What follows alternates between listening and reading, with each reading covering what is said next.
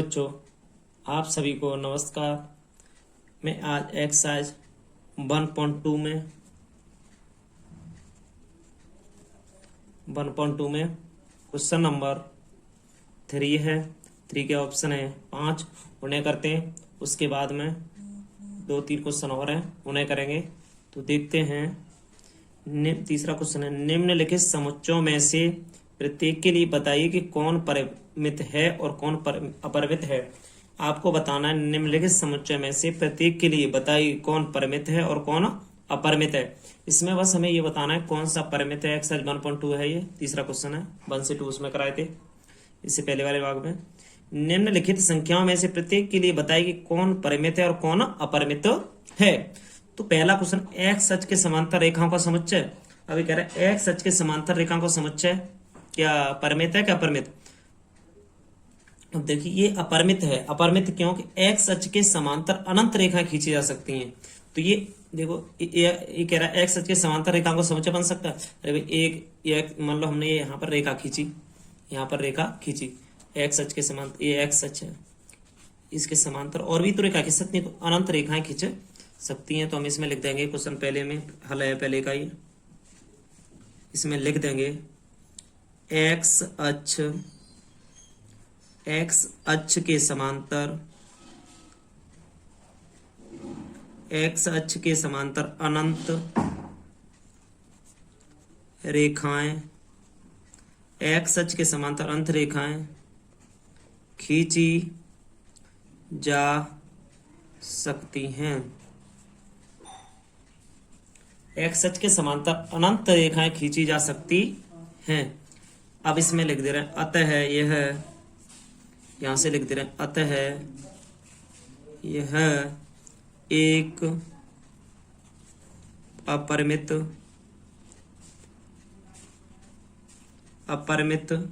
समुच्चय है। अपरिमित समुच्चय है, अपरिमित समुच्चय है। अब हल नंबर 2 में क्वेश्चन नंबर 2 देखते हैं क्या है। अंग्रेजी वर्णमाला के अक्षरों का समुच्चय संभव है, मतलब परिमित है क्या अपरिमित है। अब इसमें तो परिमित दिख रहा है क्योंकि अंग्रेजी वर्णमाला में 26 अक्षर होते हैं, सबको पता है। तो आप लिख सकते हो अंग्रेजी वर्णमाला के, या हम लिख सकते हैं अंग्रेजी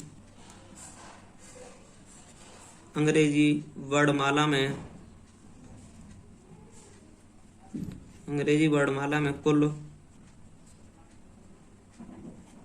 26 अक्षर होते हैं। इन अक्षरों से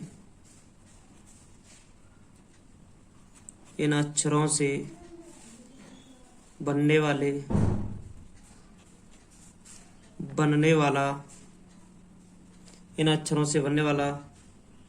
समुच्चय परिमित होगा। समुच्चय परिमित होगा। इन अक्षरों से, अंग्रेजी वर्णमाला के अक्षरों का समुच्चय जो बनेगा वो परिमित होगा। हल के बाद हल में तीसरा डालते हैं। तीसरा क्वेश्चन हल में क्या होगा। तीसरा क्वेश्चन है उन संख्याओं का समुच्चय जो 5 के गुणज हैं। अब 5 के गुणज की बात आ गई। 5 के गुणज तो 5, 10, 15, 20 डॉट बहुत तो आगे तक होते हैं। तो इसको हम लिख कैसे सकते हैं।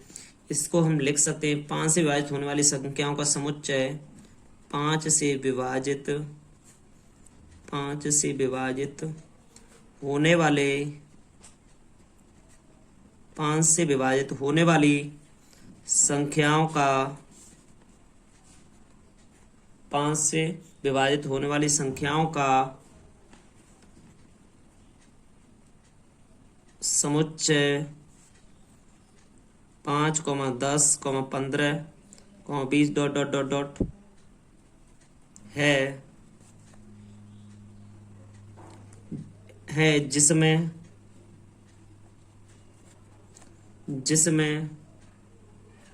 इसमें लिख दें अनंत, यहीं से लिख दे रहे हैं, जिसमें अनंत अवयव हैं।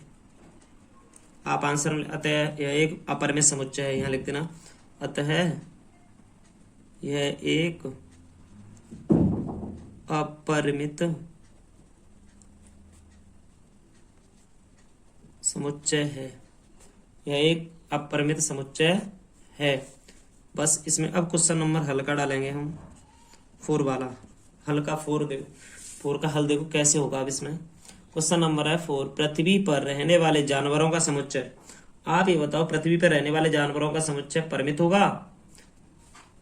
पृथ्वी पर रहने वाले जानवरों का नाम नहीं पूछ रहा है कि नामों को बताओ, तो नाम नहीं, पृथ्वी पर रहने वाले वो सभी ऐसे। आप ये जानते हो कि हमारे घर में कितने सदस्य हैं, ऐसी पृथ्वी पर रहने वाले जानवरों का भी समुच्चय बन सकता है, तो ये होगा परिमित। पृथ्वी पर रहने वाले, इस आंसर में लिखेंगे यहां से, पृथ्वी पर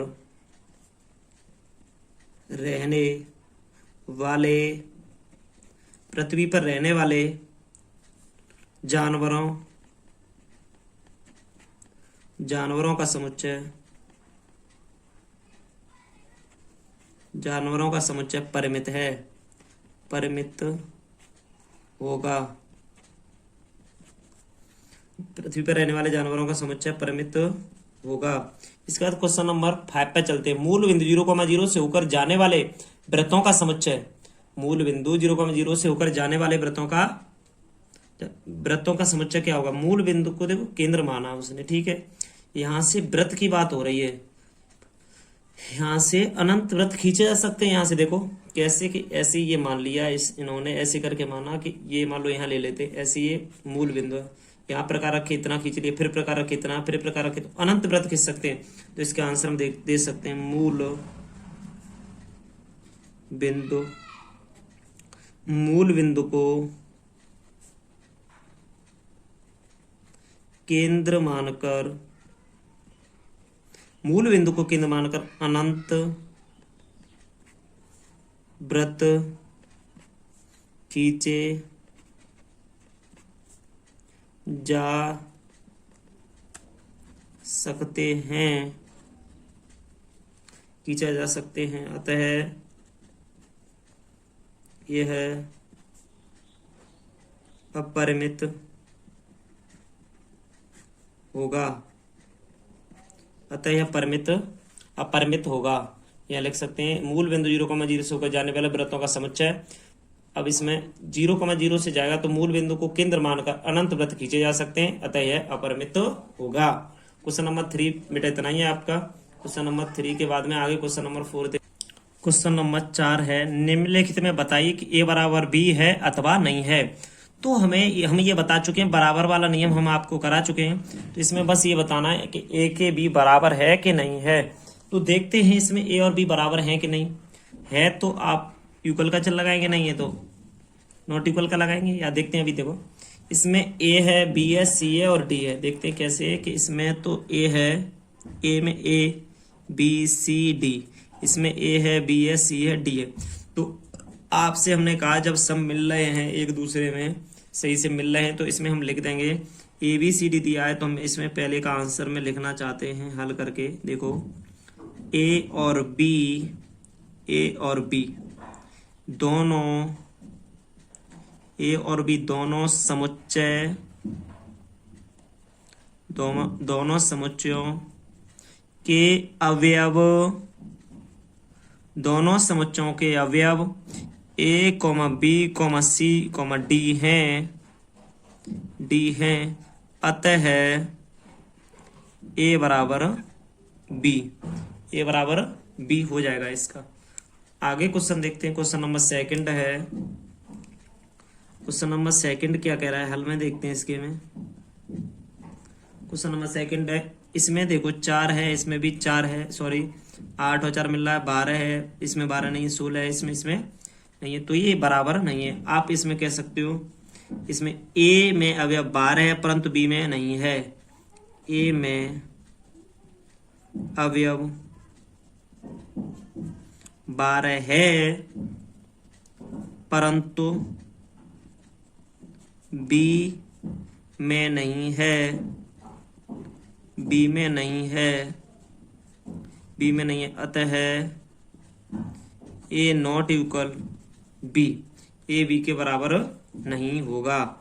हल में देखते हैं। क्वेश्चन नंबर 3 क्या है आपका। क्वेश्चन नंबर 3 देखते हैं। देखो फर्स्ट सेकंड समझ में आ गया, थर्ड में देखते हैं। थर्ड कह रहा है x, जबकि x संख्या एक्स संख्या 10 का गुणज है, ठीक है। एक्स संख्या 10 के गुणज 10 20 30 आ सकते हैं। 10 15 20 25, ये देखो इसमें 10 15 20 25 डॉट डॉट लिखे, ये 10 का गुणज है, ये 5 का गुणज दिख रहा है आपको, तो ये बराबर हो सकता है क्या? ये बराबर नहीं हो सकता, क्योंकि इसमें लिख सकते हैं हम, इसमें लिख सकते हैं कि a बराबर 10 20 30 40 50 डॉट डॉट डॉट डॉट ऐसे करके इसमें हम लिख सकते हैं। और b में इसमें कॉमा लगा के b बराबर लिख सकते हो 10 15 20, सॉरी 10 15 20 सही है, इसमें तेरा 10 15 20 25, 10 15 20 25 30 डॉट डॉट लिख दो, कोई दिक्कत नहीं। अब देखते हैं इन दोनों की बात यहां से, चूंकि 10 के गुणजों में 5 15 25, सॉरी गलती हो गई, यहाँ से 5 नहीं कर 15 15 25 35 डॉट डॉट करके 35 नहीं आता है, अतः A not equal B, A B के बराबर नहीं होगा। आपका क्वेश्चन नंबर 4 का हल देखिए भाई। 4 क्वेश्चन कह रहा है हमसे ए बराबर तो इतना दे रहा है, बी इतना दे रहा है, तो इसकी लैंग्वेज समझेंगे। ए बराबर कह रहा है हमसे, ये इसमें ए बराबर दिया है 2 4 6 8 दिया है, बी बराबर कह रहा है एक्स, जबकि एक्स सम धन पूर्णांक है और एक्स 10 के बराबर है और 10 से कम है, एक्स 10 के बराबर है और 10 से कम है, तो हम इसमें लिख सकते हैं दोनों में अवयव बराबर होंगे, तो हम इसमें लिख ए में इसमें लिख देंगे ए और बी दोनों समुच्चय में, ए और बी दोनों समुच्चयों में अवयव, दोनों समुच्चयों में अवयव 2 4 6 8 और 10 हैं, 10 हैं। आप लिख सकते हैं अतः ए बराबर बी। ये आपके क्वेश्चन हो गए, 4 क्वेश्चन हो गए। देखते हैं दोबारा यहाँ से, 4 क्वेश्चन हो गए आपके, 4 क्वेश्चन यहाँ से किए थे हमने, इसके 4 ऑप्शन थे, ये 4 हो गए। जो क्वेश्चन समझ में नहीं आए आप, क्वेश्चन नंबर 5 है, क्या निम्नलिखित समुच्चय एवं समान है? कारण सहित बताइए किसमें से ये समान है कि नहीं। समान का मतलब है दोनों में बराबर हैं कि नहीं। तो हम कैसे चेक करेंगे? देखो ए का तो उसने दिया है हमें, ए का मान तो हमें दिया है उसने, ये दिया है ए का, ये लिखा हुआ है। बी का इसे हल करेंगे, क्या निम्न समुच्चय एवं समान है कारण सहित बताइए। ये वाला समुच्चय एवं एक ही है, इसको हम हल करते हैं। तो देखो ए तो है यार, बी को हल करेंगे, बी में ये समीकरण है, इसे जब हम हल करेंगे तो क्या होता है, इसके गुणनखंड करेंगे हम, एक्स उसके प्लस 5 एक्स प्लस 6 के गुणनखंड हमने किए, यहाँ से बराबर 0 है। तो 6 के गुणनखंड ऐसे करो, जोड़ने पे 5 आए तो x square plus 3 plus 2 x plus 6 बराबर 0, x square plus 3 x plus 2 x plus 6 बराबर 0। यहाँ से किया एक्स कॉमन लिया तो एक्स प्लस 3 प्लस 2 कॉमन लिया तो एक्स प्लस 3 बराबर 0। थोड़ा इधर देखते हैं, एक्स प्लस 3 और एक्स प्लस 2, बेटा यहाँ से एक्स प्लस 3 कॉमन मिल गया तो एक्स प्लस 2 बराबर 0 बचा। यहाँ पर आ गया एक्स प्लस 3 बराबर 0 और इधर एक्स प्लस 2 बराबर 0। एक्स बराबर -3 आ गया, एक्स बराबर -2 आ गया। अब यहाँ से हम ऐसे लिख सकते हैं, ए बराबर तो आपके समुच्चय हैं 2, 3, यहाँ से बी बराबर हम लिख सकते हैं आपके समुच्चय यहाँ से एक्स, जबकि एक्स समीकरण इतने का एक हल है, इतना ही है। अब बी के अवयव हम लिख सकते हैं यहाँ से -2, -3। तो आप ये दोनों में बताइए कि आप मिल रहे हैं कि नहीं मिल रहे हैं। तो आप लिखोगे स्पष्ट, यहाँ से आंसर लिखोगे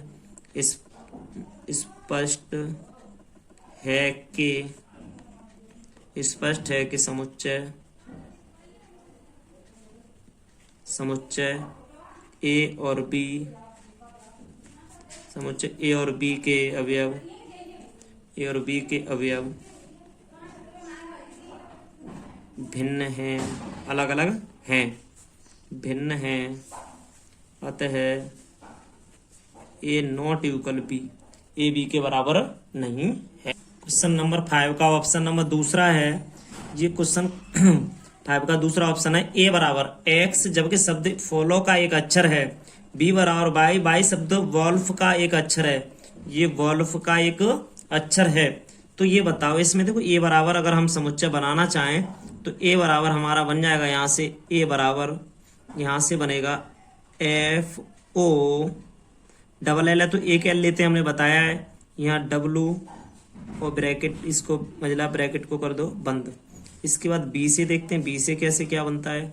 बी वाले से देखते हैं कि वॉल्फ का एक अक्षर डब्लू ओ एल और यहाँ पर एफ, तो यहाँ से इसे क्लोज करेंगे ऐसे करके ऐसे। तो इसमें देखते हैं कि यहाँ से दोनों बराबर हैं, तो ये पूछ रहा था बराबर हैं कि नहीं, तो हम लिख देंगे समुच्चय, समुच्चय ए और बी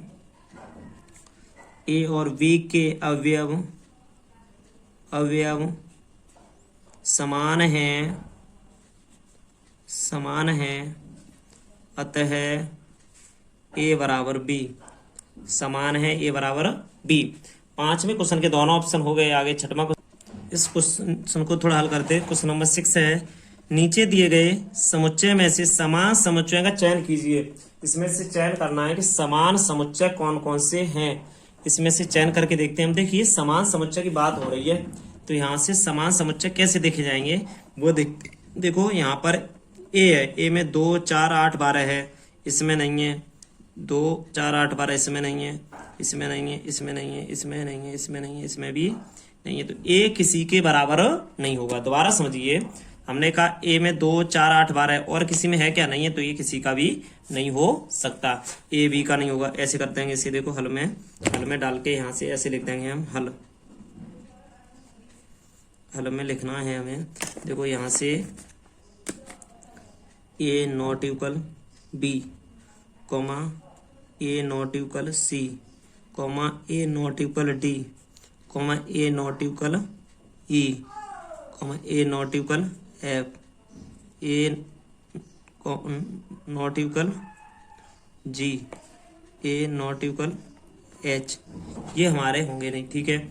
इसके बाद अगली बात चली, तो इसमें देखा कि इसमें बी में 1 2 3 4 हैं, बी में 1 2 3 4 हैं, सी में 1 2 3 4 नहीं है, डी में देखो 1 2 3 4 हैं। तो इसमें हम कर सकते हैं, ए का बी के साथ हो गया, बी का ए के साथ बातें किए। हाँ, बी का सी के साथ नॉट इक्वल, बी का सब के साथ नॉट इक्वल, जिसमें है वही लिख दे रहे हैं। तो ज्यादा लिखेंगे तो क्या, तो हम ऐसे लिख दे रहे हैं हल में, यहाँ समुच्चय, यहाँ समुच्चय बी और डी के अवयव 1,